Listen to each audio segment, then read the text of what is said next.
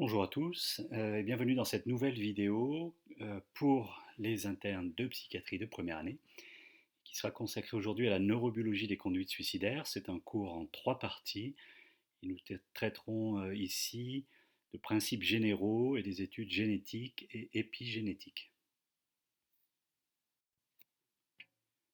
Je n'ai pas de lien d'intérêt particulier à ce jour qui pourrait influencer mon enseignement.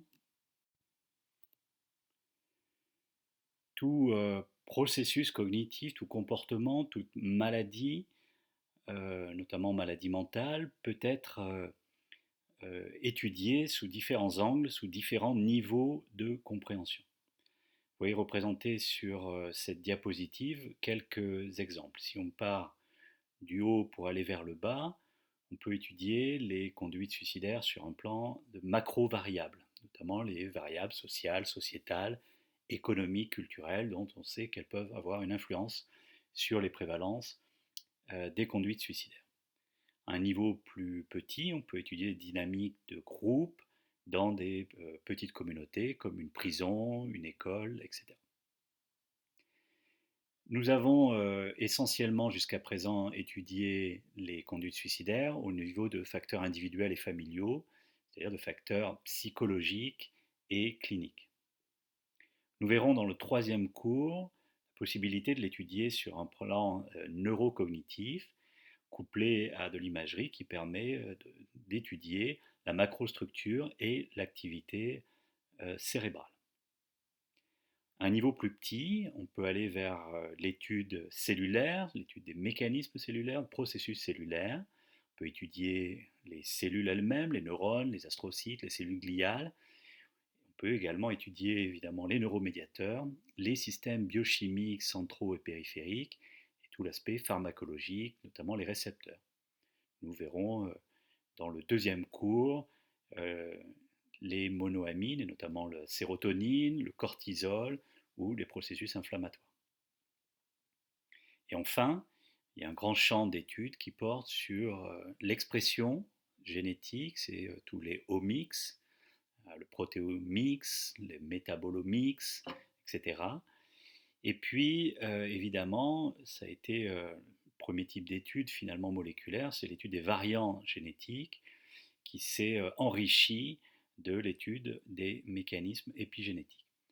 Alors, chacun de ces niveaux de compréhension est extrêmement complexe et il est rendu encore plus complexe par le fait qu'il est soumis à des modifications développementales, développement au sens très large du terme, de la fécondation jusqu'au décès.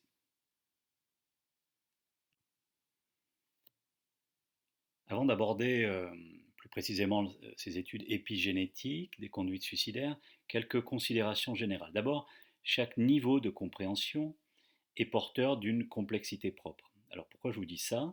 C'est qu'il y a quelques années, on était tenté de penser que l'étude des processus biologiques sous-jacents aux conduites suicidaires ou aux maladies mentales en général simplifierait notre compréhension de ces processus. Il n'en est rien.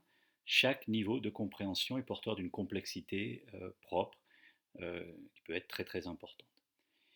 Le deuxième point, c'est que chaque niveau de compréhension enrichit notre connaissance des conduites suicidaires, il faut en être convaincu. Donc même si ça n'a pas d'application pratique, que ce soit en termes de prédiction ou de cible thérapeutique, eh bien, ça enrichit toutefois notre manière de comprendre les phénomènes et c'est très important. Le troisième point, c'est qu'il est nécessaire d'essayer d'avoir un dialogue, d'entretenir un dialogue entre les différents niveaux de compréhension, ce qui n'est pas simple pour différentes raisons. D'abord, chaque niveau, comme je le disais, est très complexe, nécessite des expertises très très différentes, est appuyé par des écoles de pensée différentes, éventuellement des idéologies différentes qui les rendent incompatibles ou qui diminuent la possibilité d'une discussion. Et puis les chercheurs viennent souvent de labos et de disciplines très très différentes. Donc il faut essayer d'aller vers les autres et de faciliter ces discussions à des niveaux différents sans penser que ce qu'on étudie a plus de valeur que ce que les autres ou la manière dont les autres étudient le même phénomène.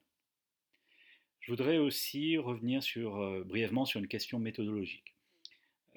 Toutes ces études de neurobiologie, mais c'est vrai aussi des études cliniques, tentent d'identifier des différences entre des groupes. Alors, par exemple, dans le cas des conduites suicidaires, on va essayer de comparer les gens suicidaires et les patients non suicidaires, les patients suicidants et non suicidants, c'est-à-dire qu'il y a une histoire ou pas de tentative de suicide, ceux qui sont morts de suicide et ceux qui sont morts d'une autre cause.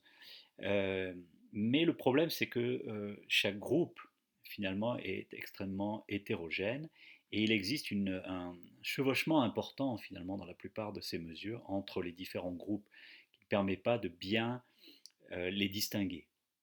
Et c'est pourquoi on arrive parfois à identifier des différences dans une étude et ne pas pouvoir la répliquer.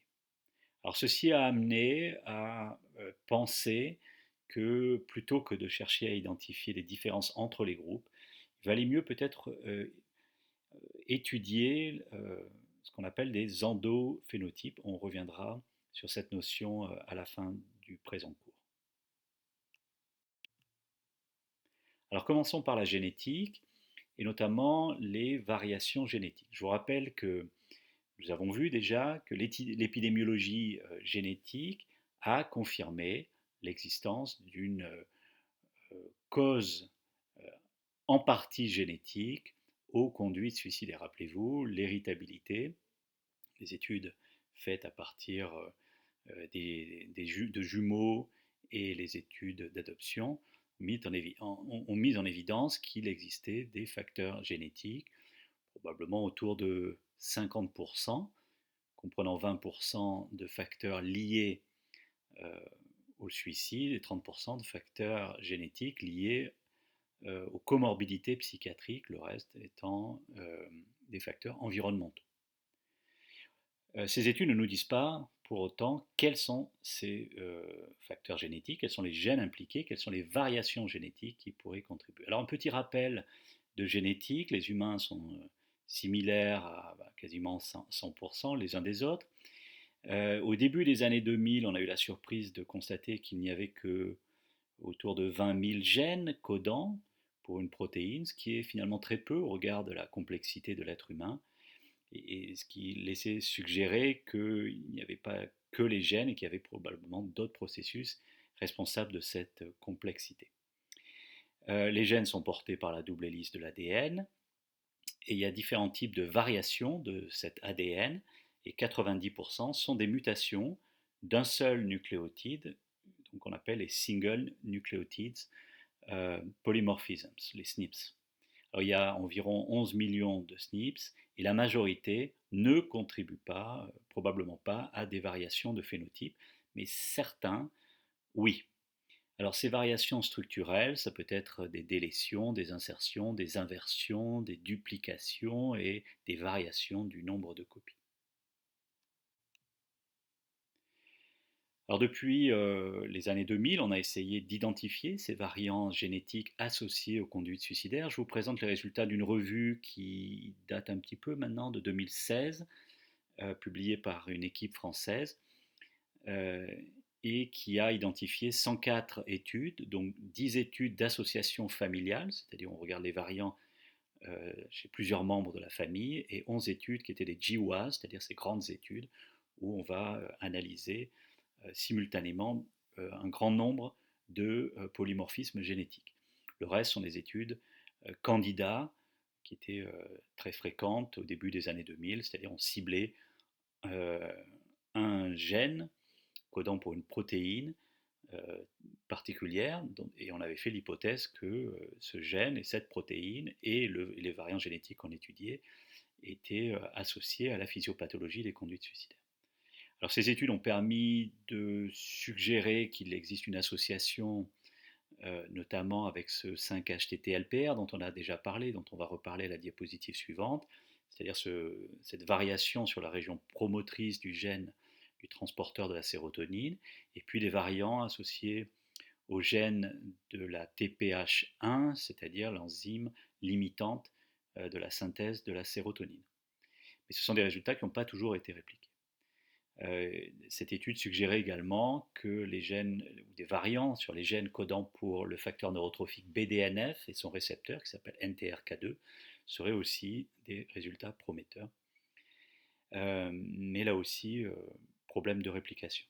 Et puis sur ces 11 GWAS, ces 11 grandes études qui ont passé au crible une grande partie des variants sur l'ADN, eh bien seulement 2 étaient positifs à cette date-là. Donc cette étude souligne la difficulté à identifier ces variants et puis quand on les identifie à répliquer ces résultats. Alors ça ne veut pas dire qu'il n'y a pas de facteurs génétiques, loin de là.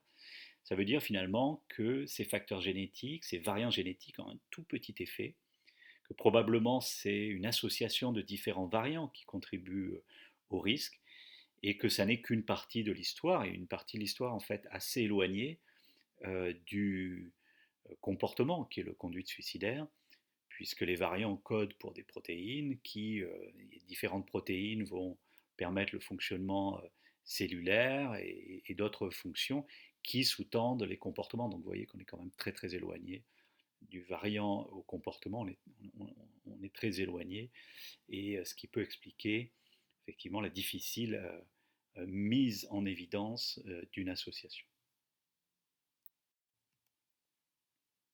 Alors je vous rappelle, puisqu'on l'a déjà vu, qu'il y a des arguments pour penser que par ailleurs, outre le fait que ces variants ont un faible effet, euh, ils agissent aussi via une interaction avec d'autres facteurs, par exemple les facteurs environnementaux.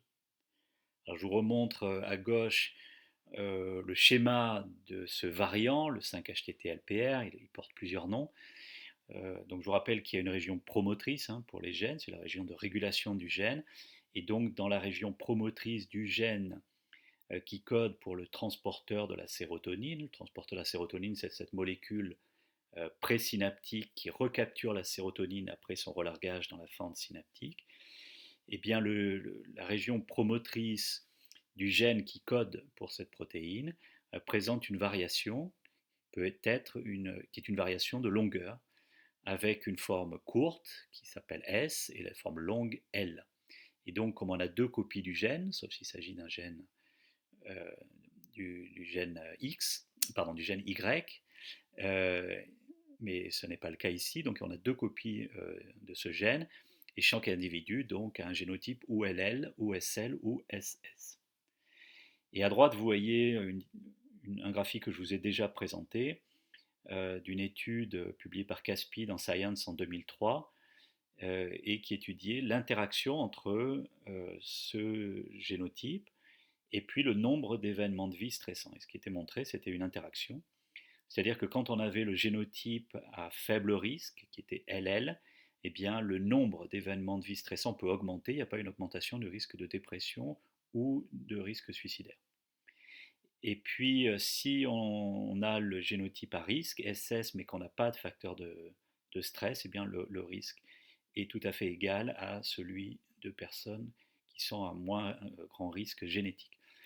Et le risque le plus important est retrouvé chez ceux qui sont porteurs du génotype à risque, SS, et qui vivent de nombreux facteurs de risque. Donc la forme de la courbe que vous voyez sur la diapositive euh, permet de reconnaître une interaction entre 2 variables.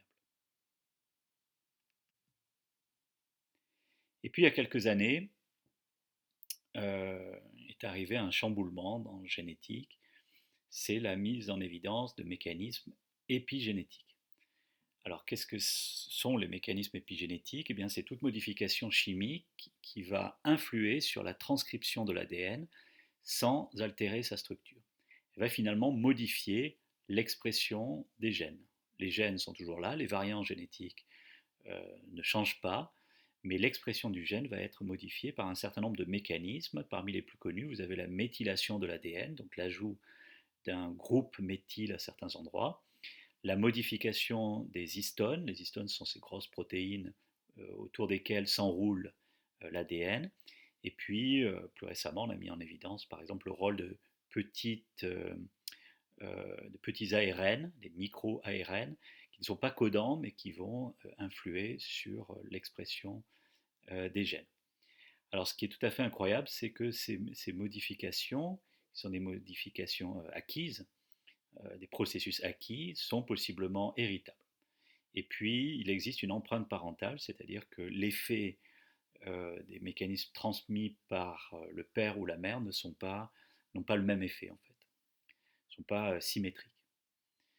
Alors qu'est-ce qui modifie l'épigénétique? Bien, a priori, beaucoup de facteurs environnementaux, les événements précoces, mais aussi des facteurs comme l'alimentation, possiblement les polluants, et puis le vieillissement, etc. etc.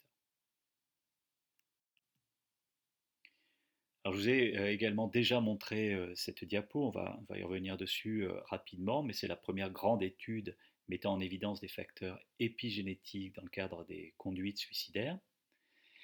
Donc ici, ce qui a été étudié, c'est le système du cortisol, le grand système du stress, et plus précisément, dans cette étude qui a été conduite à Montréal, à partir d'une grande banque de cerveau dont je vous reparlerai dans un autre cours, eh bien, ils ont ciblé l'hippocampe, qui est une grande région impliquée dans la mémoire. Ils étaient intéressés par le rôle des maltraitances dans l'enfance, d'où l'idée du choix de l'hippocampe. Et ce que vous voyez sur la ligne du haut, c'est l'expression, les niveaux d'expression du récepteur au glucocorticoïde dans l'hippocampe. Et ceci dans trois groupes. Le premier groupe, c'était des gens qui s'étaient suicidés et qui avaient très probablement vécu des maltraitances dans leur enfance. Un deuxième groupe de gens qui s'étaient suicidés mais qui très probablement n'avaient pas vécu de maltraitance dans l'enfance. Et les sujets contrôle, qui étaient des gens qui étaient décédés d'une autre cause que le suicide. Et ce qu'on voit, c'est une expression diminuée chez les personnes qui se sont suicidées et qui avaient vécu des maltraitances dans l'enfance, mais pas dans les deux autres groupes, ou en comparaison du coup, aux deux autres groupes. Ce qui veut dire aussi, vous voyez, c'est qu'il y a deux groupes finalement de suicidés, ceux qui ont vécu des maltraitances et ceux qui n'ont pas vécu, avec une biologie différente. Donc ça, c'est l'expression du récepteur. Mais sur la ligne du dessous, vous avez l'identification probable des mécanismes, et en l'occurrence le niveau de méthylation de la région promotrice du gène qui s'appelle NR3C1, qui code pour ce récepteur au glucocorticoïde dans l'hippocampe. Et vous voyez sur le graphique en bas à gauche un niveau de méthylation qui est plus élevé chez les personnes qui se sont suicidées et qui ont vécu des maltraitances, mais plus élevé que dans les deux autres groupes, sans différence entre les deux autres groupes. Donc l'idée, c'est que finalement les maltraitances dans l'enfance ont créé une cicatrice qui a persisté jusqu'à l'âge adulte et jusqu'au décès du sujet, et qui a été caractérisée par un haut niveau de méthylation de la région promotrice de ce récepteur et qui a conduit à une expression réduite finalement de ce récepteur au glucocorticoïde dans l'hippocampe. C'est une première très très belle démonstration finalement d'effets épigénétiques, mais vous voyez qu'ils ne sont pas associés au suicide en général, mais associés aux maltraitances dans l'enfance qui sont associées à un sous-groupe finalement de personnes décédées de suicide. Il y a plusieurs finalement candidats à ces modifications épigénétiques précoces. Je l'ai un peu évoqué dans le cours sur les facteurs de risque, mais on va y revenir un peu plus en détail ici. Mais il y a par exemple des événements in utero ou périnataux qui pourraient influencer le risque de suicide ultérieur. Alors je vous présente cette étude réalisée par le groupe de Montréal, à McGill et à l'Institut Douglas, qui est une étude publiée dans Lancet Psychiatry en 2019 et qui a identifié 42 études. Et donc ils ont fait une méta-analyse et ils montrent qu'il y a un certain nombre de facteurs associés au risque de suicide ultérieur. C'est par exemple le fait d'avoir une mère adolescente ou vivant seule au moment de la naissance. Le fait d'un faible niveau maternel, faible niveau d'éducation maternelle ou paternelle. Également le fait d'avoir un petit poids à la naissance ou d'être petit pour l'âge gestationnel. Vous voyez qu'il y a des facteurs finalement obstétricaux, des caractéristiques obstétricales qui semblent euh, associées à un risque de suicide ultérieur. Alors ces facteurs pourraient contribuer finalement à ce risque suicidaire via des mécanismes épigénétiques. Alors ce n'est pas montré encore, mais c'est des cibles très très intéressantes. D'autres facteurs environnementaux précoces semblent avoir des effets au long cours sur la santé physique et mentale, par exemple l'état physique ou psychique de la mère durant la grossesse, si elle est déprimée ou si elle consomme de l'alcool et des drogues, la pauvreté durant l'enfance, les polluants environnementaux et les facteurs nutritifs, alors dénutrition, mais aussi évidemment obésité. Alors, ce sont des facteurs qui pourraient agir sur influencer la santé physique et mentale ultérieure, dont les conduites suicidaires, via des mécanismes épigénétiques. Alors, ces facteurs ne sont pas indépendants entre eux, évidemment. En général, ils ont tendance à s'associer. Les mécanismes sont multiples. Et puis, il n'y a pas encore des données suffisamment solides. C'est très compliqué à mettre en évidence. Il faut de grandes cohortes et il faut avoir des mesures de ces facteurs épigénétiques, ce qui n'est pas si simple à faire. Alors, si on revient à ce qu'on sait de l'épigénétique du suicide, eh bien, je vous propose ici une revue récente de la littérature qui date de 2020, qui a porté sur 52 études. 41 a étudié spécifiquement la méthylation de ces groupes CpG, 8 a porté sur des études étudiant des micro-ARN et 3 des modifications des histones. La population était très variée, pas seulement des populations psychiatriques, il y avait aussi par exemple des cohortes de personnes qui souffraient de cancer. Évidemment, on utilise toutes les cohortes disponibles, c'est tellement compliqué à mettre en évidence et à monter ce type d'études que toutes les cohortes qui ont des données épigénétiques et des mesures d'idées suicidaires ou d'actes suicidaires sont les bienvenues. Alors les résultats de cette revue, c'est que les études épigénome-wide, c'est-à-dire un peu comme les GWAS où on va mesurer plein de choses sans hypothèse, plutôt des résultats très variables. Les études gènes candidats où on va regarder des processus spécifiques ciblant certains gènes avec des hypothèses, où on fait le choix de gènes qui codent pour des protéines qui nous semblent intéressantes pour les conduites suicidaires, eh bien, il y a des résultats intéressants à nouveau avec le promoteur du gène du BDNF, notamment une hyperméthylation, mais un vrai besoin de réplication. Et puis, cette revue souligne le fait qu'il y a plusieurs études sur les effets des maltraitances dans l'enfance. Je vous en ai montré une, la première. Il y en a eu d'autres ensuite, donc qui sont aussi tout à fait euh, intéressantes et pleines de promesses. Pour finir, parlons des endophénotypes. J'en ai parlé tout à l'heure. Il est difficile de mettre en évidence des différences, quel que soit le type de mesure, neurobiologique ou clinique, entre des groupes aussi hétérogènes que des personnes suicidées versus non suicidées, suicidants versus non suicidants, suicidaires versus non suicidaires. D'où l'idée d'aller étudier ce qu'on appelle des endophénotypes, c'est-à-dire des traits biologiques mais aussi cliniques, si on a une définition assez large, et donc des traits souvent qui peuvent être étudiés chez l'animal, on reviendra là-dessus au prochain cours, sont des traits héritables retrouvés chez les patients, mais aussi chez les apparentés sains, donc qui eux-mêmes ne sont pas malades, mais parce qu'ils n'ont pas forcément exprimé les endophénotypes à des niveaux aussi importants ou autant d'endophénotypes, et ce sont des mesures qui doivent être reproductibles. Alors, vous voyez ici un schéma qui est extrait d'un article de revue de Todd Gould, qui est un chercheur en biologie américain, et qui identifie un certain nombre de ces endophénotypes, par exemple le fonctionnement du système sérotoninergique est un trait biologique, on y reviendra au prochain cours. Ça pourrait être également le fonctionnement de l'axe HPA, l'axe hypothalamo-hypophysaire, du stress ou des changements hormonaux.